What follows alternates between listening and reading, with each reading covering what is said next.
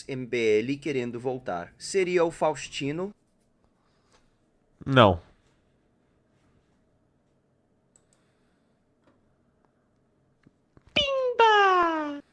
Gustavo Oliveira enviou R$10. Salve, Renatão. Um dos maiores canais de engenharia do Brasil caiu no funil. Eles fizeram um vídeo sobre desfavelização muito bom, discutindo a viabilidade e os custos. O canal da engenharia. Desfavelização. E isso realmente é possível?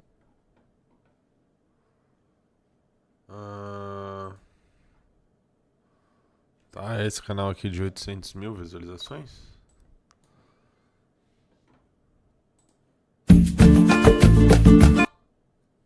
Das praias, da corrupção, da má gestão, da falta de fiscalização, terra das favelas. Para você que convive diariamente com essa triste realidade, mora perto, até mesmo dentro de uma favela, saiba, isso tem solução e ela é muito mais simples do que você imagina. E já foi validada em vários lugares do mundo. E essa solução pode ir muito além da mudança da paisagem.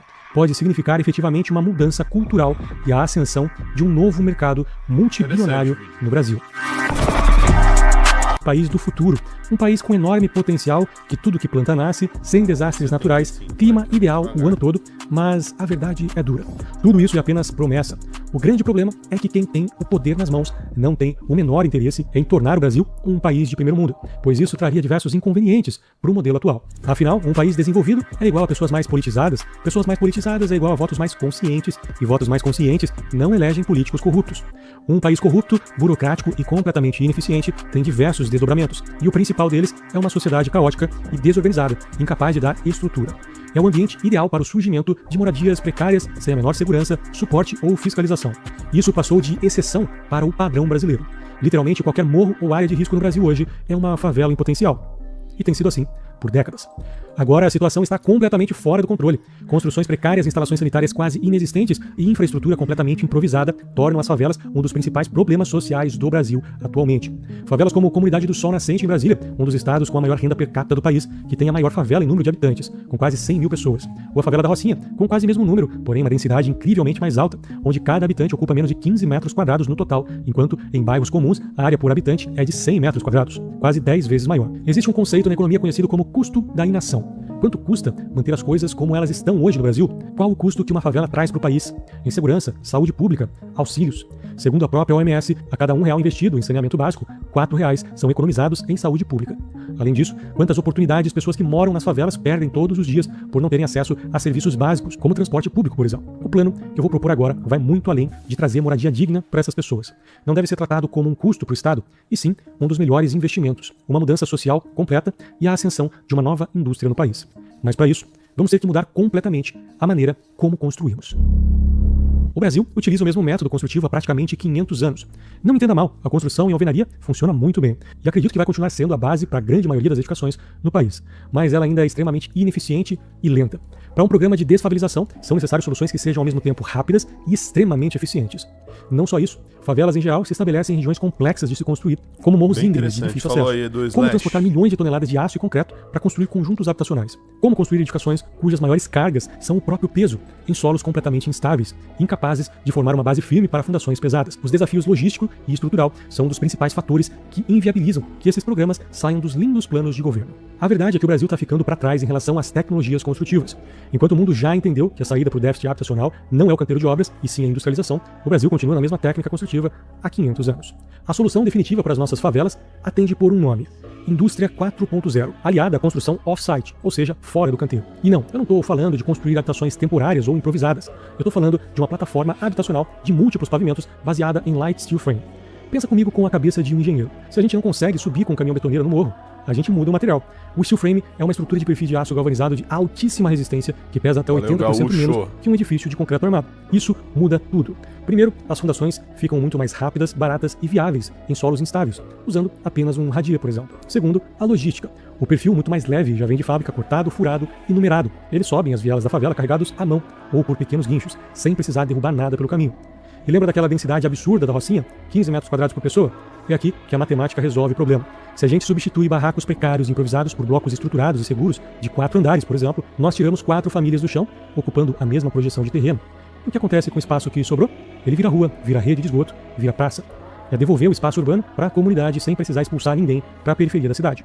E se você acha que isso é utopia, dá uma olhada para fora. O Chile resolveu o problema das moradias pós-terremoto em 2010, usando esse exato mesmo sistema, porque ele é flexível e rápido. A África do Sul usa construções a seco para substituir os assentamentos precários deles, porque as casas entregues não viram um forno no verão, graças ao isolamento térmico das paredes. Casas mais eficientes, mais confortáveis, que consomem menos energia, tudo baseado em um sistema extremamente simples. Bem legal. Mas o grande trunfo desse projeto, e o que vai realmente transformar o Brasil, não é o aço, são as pessoas.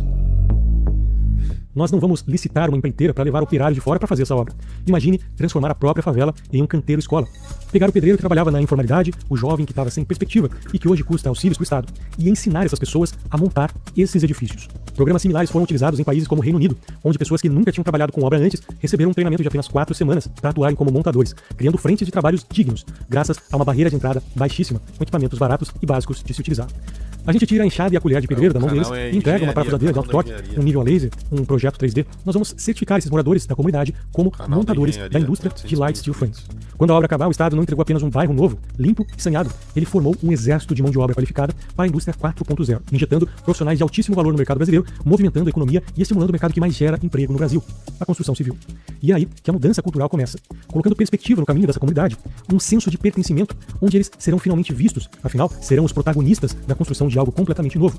As estatísticas mostram que comunidades onde os próprios moradores participam da construção sofrem muito menos com depredação e demandam muito menos intervenção do Estado, criando um mercado interno com trabalhos de manutenção e serviços realizados com competência pelos próprios moradores da comunidade. O valor percebido por esses moradores é muito maior, não é algo simplesmente dado, e sim conquistado. Ah, Felipe, mas de onde vem o dinheiro para pagar tudo isso? É aqui que entra a parceria público-privada. O Estado não sabe construir, mas a nossa indústria sabe. Nós temos as maiores siderúrgicas do mundo aqui no Brasil. O modelo junta o capital dessas grandes indústrias para fabricar e construir em tempo recorde. Um bloco de 4 andares com 8 apartamentos por andar fica pronto em menos de 120 dias, contra 1 ano e meio da alvenaria convencional. E o Estado apenas entra pagando a contraprestação mensal. Vamos falar de números reais e colocar isso na ponta do lápis. Imagine uma intervenção para construir moradias para 1.000 famílias, numa comunidade como a Rocinha, por exemplo, com apartamentos de 50 metros quadrados. Na alvenaria convencional, o orçamento inicial começa em cerca de R$3.000 por metro quadrado. Isso dá 150 milhões de reais no papel. Mas a realidade do canteiro público no Brasil é outra. Com um índice de desperdício que chega facilmente a 25%, você já joga quase 40 milhões no lixo, literalmente nas caçambas de entulho. Além disso, manter um canteiro de obra aberto em meio a uma favela por quase 2 anos, pagando segurança, administração e aluguel de equipamentos, gera aditivos milionários. No final das contas, a obra tradicional de 150 milhões não sai por menos de 190 a 200 milhões de reais. Agora vamos trazer a construção industrializada, o steel frame para essa mesma escala de 1.000 famílias. Quando você projeta edifícios padronizados e compra o aço em fechamentos diretos com a siderúrgica e de fábricas em lotes gigantescos com incentivos fiscais, o custo direto cai consideravelmente.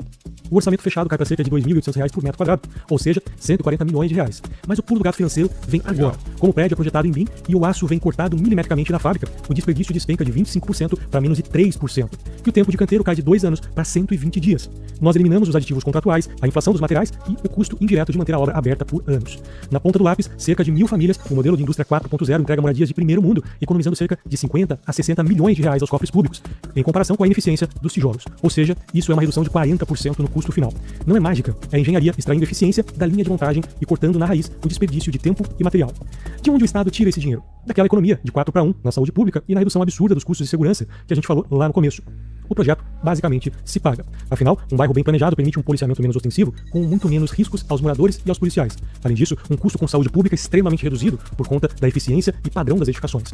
O Brasil tem a tecnologia, tem o aço e tem o dinheiro. O que falta é a gestão, a engenharia de verdade e a coragem de parar de enxugar gelo com a inação do Estado. Se você concorda que o Brasil precisa parar de prometer e começar efetivamente a construir um futuro, ou até mesmo você que mora em uma dessas comunidades e gostaria de participar de algo assim, compartilhe esse vídeo, marque aqui o seu prefeito. Gostei.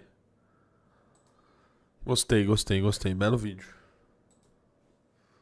Solução também interessante aí para nos ajudar a desfavelizar o Brasil. Faltou falar que quem só fala disso é Renan Santos, né?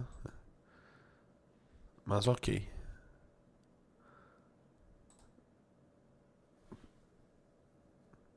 De novo essa pergunta. Ué, tá lendo? Que não tá aparecendo o som. Agora foi. Jair Bolsonaro enviou R$9. Renato, que papo é esse de Alex Macedo, que foi um candidato do União Brasil, que teve só 1.600 votos, sendo que em 14 de novembro de 2022 recebeu um total de 540 mil, vindos assim 209 mil do Beraldo, 137 mil de você, 121 mil do Kim, 37 mil da Doutorado e 37 mil do Guto. Cara, já respondi isso 1 milhão de vezes aqui, inclusive em 2022. Nós recebemos doações que não eram pra nós e doações que a gente não queria e a gente devolveu. Tipo assim, era pra ter utilizado doações de pessoas que a gente não queria, então? Essa é um dos ataques mais burros que eu já vi. Mais burros que eu já vi. Tinha que ter vindo do Gil Diniz, né? Puta merda, cara. Os comentários aqui, ó, lá no vídeo do canal da Engenharia. Bastante gente falando do Renan. Ó, dito isso, é Renan Santos 14 neles pra isso ser feito, ó. O pessoal ali deu like no canal da Engenharia. Animal. Um salve aí pro canal da Engenharia.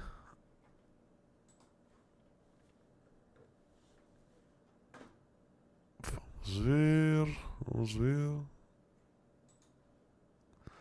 Tem mais aqui.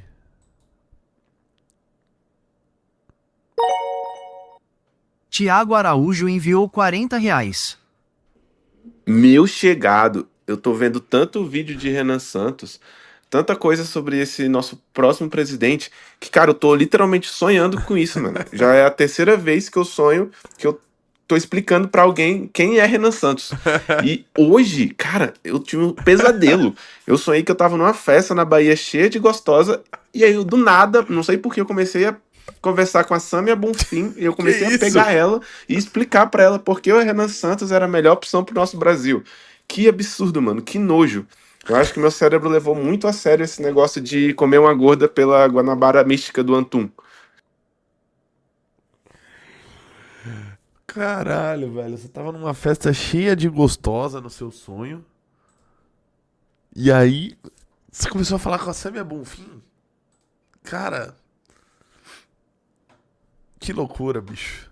Que loucura, bicho. Que loucura. E como é que terminou, Thiago? Você...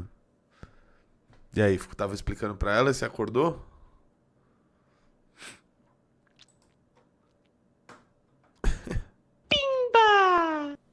Décio Pinto enviou R$9. Renato, você viu que a missão do Ejuta lançou como pré-candidato a deputado federal o Márcio Labre, o cara que até pouco tempo bolsonarista estava batendo boca com o Kim na CNN. Você acha mesmo que ele deixou o bolsonarismo para se candidatar pela missão? Ó, primeiro uma coisa, não foi a missão do Rio lançou, fomos nós que lançamos. Eu, inclusive, conversei com o ex-deputado Márcio Labre, que era, assim, bolsonarista, tá? Isso, importante lembrar, né? No mandato de 2018 a 2022. Então, assim, já tem bastante tempo. Eu não tava ontem debatendo contra o Kim. O debate dele com o Kim é de 2020, cara, faz muitos anos. E ele tem sido um grande apoiador da candidatura da pré-candidatura de Renan Santos. E é um cara legal, viu? Um cara nota 10, gostei bastante Gosto bastante de conversar com ele. É um cara bom, rapaziada. Sigam lá o Márcio Labre, que está conosco. E ele tá pra ajudar o time, cara. Inclusive, ele nem queria ser candidato. Eu falei, pô, cara, vai, é importante que você vá. Você é um cara que já disputou a eleição, já ganhou, né? Um cara que tem um conhecimento bom. E ele foi, tá bom?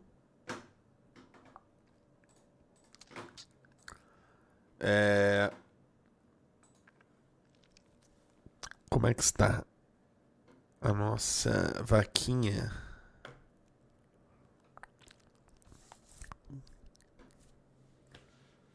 R$276 apoiadores.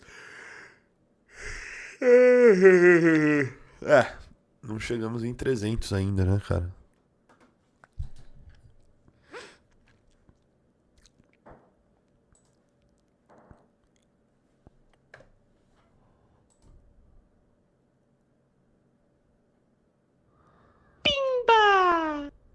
Desafio pro Renan enviou R$9. O que vai extinguir a humanidade não será mudança climática, alienígena, doença, guerra, vulcão, meteoro. Será não ter filhos. A projeção do IBGE era